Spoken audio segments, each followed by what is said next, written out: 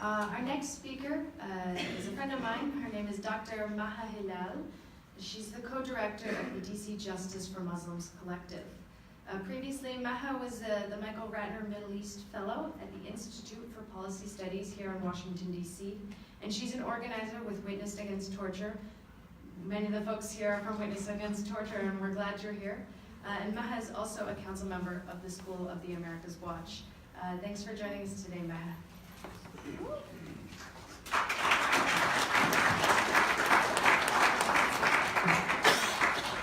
So thank you, Amnesty International and CPC, and especially to Ali and Daphne, who really helped pull this off. So my name is Dr. Maha Hilal again, and I'm the co-director of the Justice for Muslims Collective. It's an honor to be here with you in the room. A lot of people in this room I've worked with for many years on Guantanamo.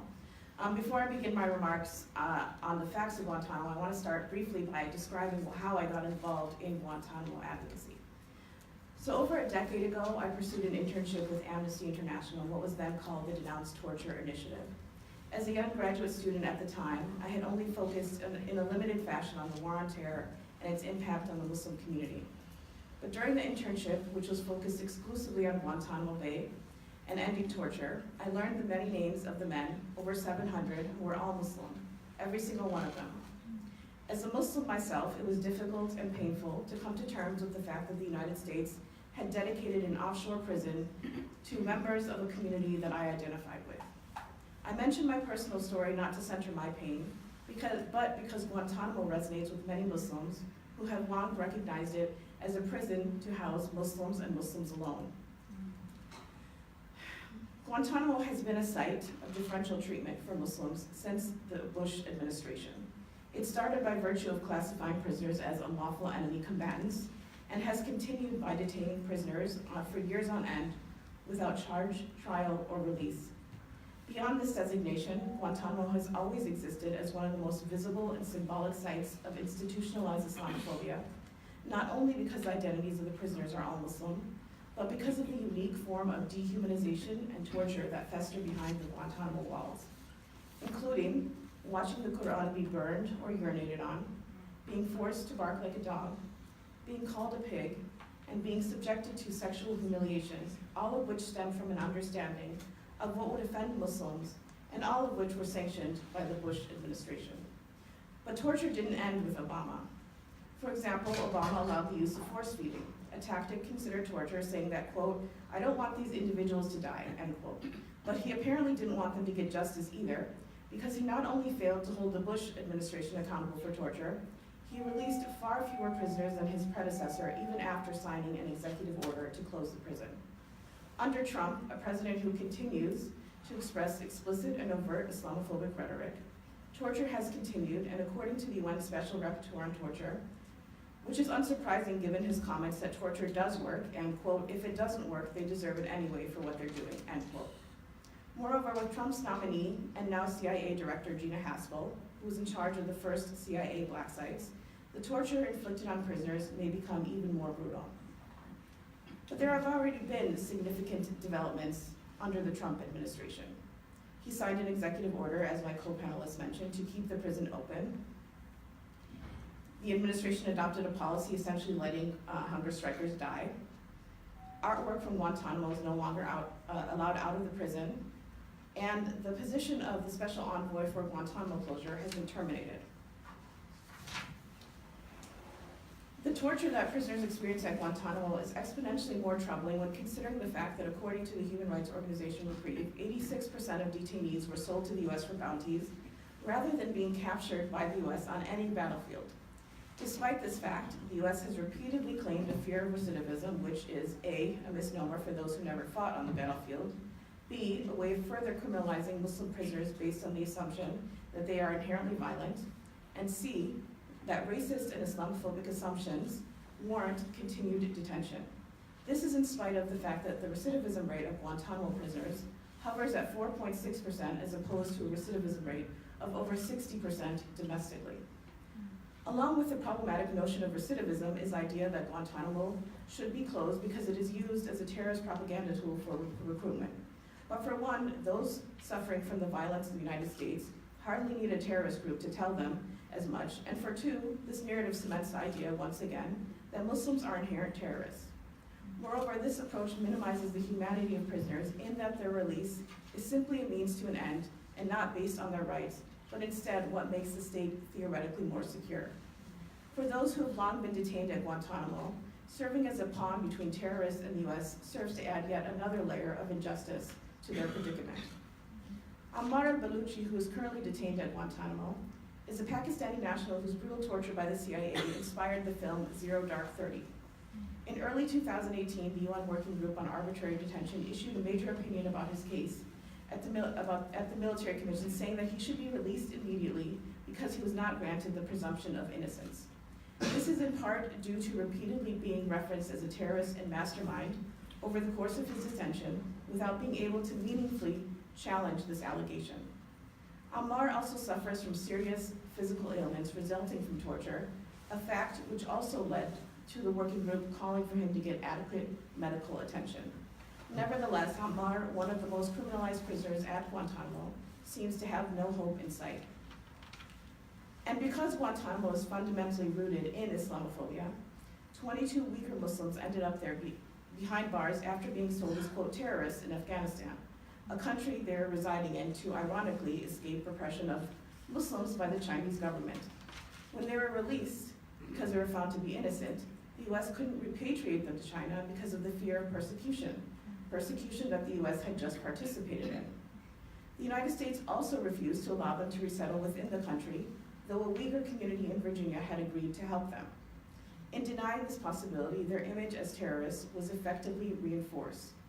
With the current crackdown on Uyghurs by the Chinese state, it bears uplifting the ways in which imperial Islamophobia operates and the collusion of the US with China to target the Uyghurs more than a decade ago, though now the US is feigning outrage with officials such as Secretary of State Pompeo condemning China. Looking at the prisoner population at Guantanamo, few were exempt from ending up behind its bars, including children. Omar Khadr, who was detained at the age of 15 after allegedly killing a US soldier, was subjected to sleep deprivation, solitary confinement, and used as a human mop. Rather than receiving rehabilitative services as other child soldiers would have, Khadr was instead convicted of war crimes, a conviction that was unprecedented in history.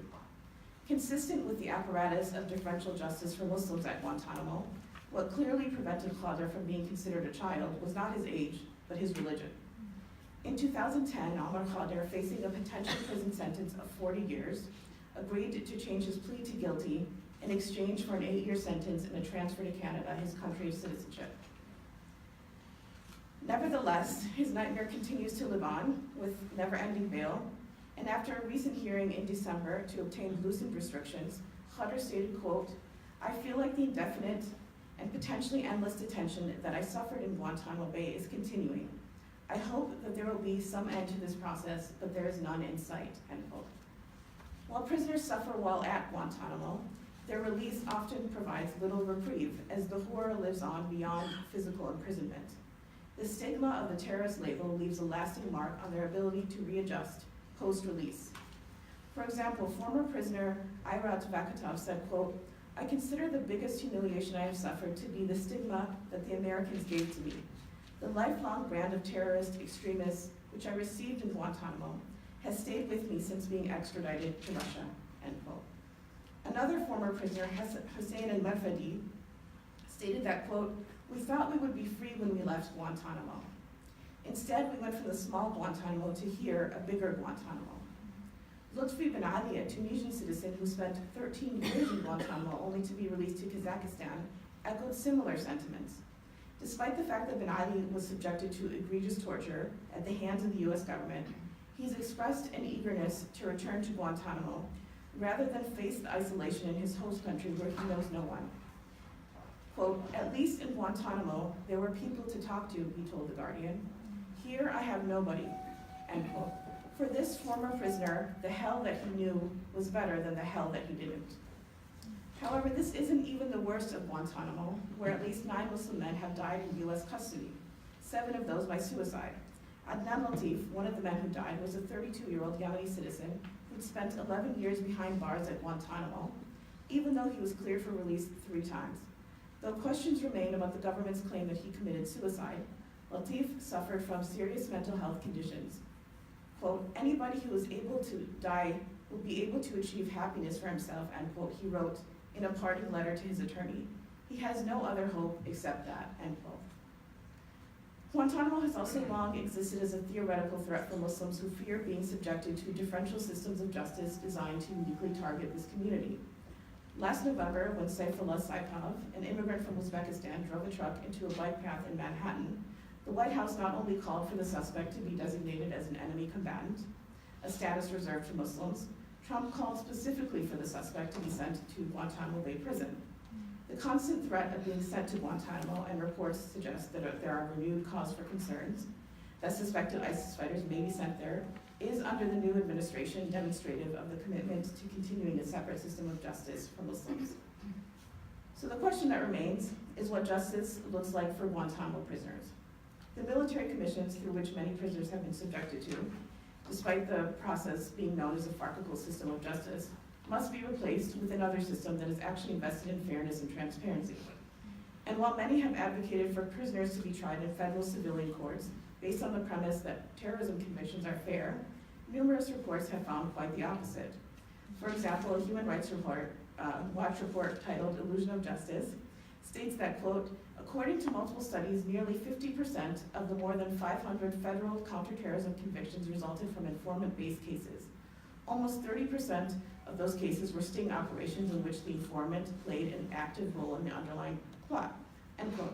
While the context is different, a majority of the cases to which this rule applies involve Muslims, thus illuminating what a differential system of justice looks like for this group domestically. In addition, the use of informants in these cases is predicated on the notion that Muslims are inherently prone to committing acts of violence, which is why this defense has never succeeded in court. Thus, it is hard to believe that Guantanamo prisoners would fare any better, since this construction would almost certainly be extended to them. In short, neither legal system will bring justice for Muslims when Islamophobia is deeply embedded within. I'm almost done. For those who have been released, compensation is in order. Consider Canada, an ally of the US that has awarded multiple survivors of torture in the war on terror millions of dollars. This includes Omar Khader, Maher Amrar, Abdullah al-Malki, Ahmed Abu al-Mati, and Muhyiddin Nuruddin. While this can't begin to rectify the harm, it could serve to at least provide survivors the ability to live with some semblance of dignity, particularly for those stranded in third-party countries with no knowledge of the language or culture, often while dealing with mental and physical health issues. On the 17th year anniversary of Guantanamo, Justice for Muslims is calling for the following policy remedies. 1, the immediate closure of Guantanamo Bay. 2, an end to all forms of torture as defined by the UN Convention Against Torture, to which the US is a signatory. 3, a legal system to adequately administer justice to Muslim prisoners, not ones that are deeply embedded with Islamophobia. And 4, reparations and acknowledgement of wrongdoing by the United States to former prisoners so that they can rebuild their lives. While there's little that can fully rectify the abuses of Guantanamo, we must still seek justice for Muslims, because after 17 years, justice delayed is justice denied. Thank you.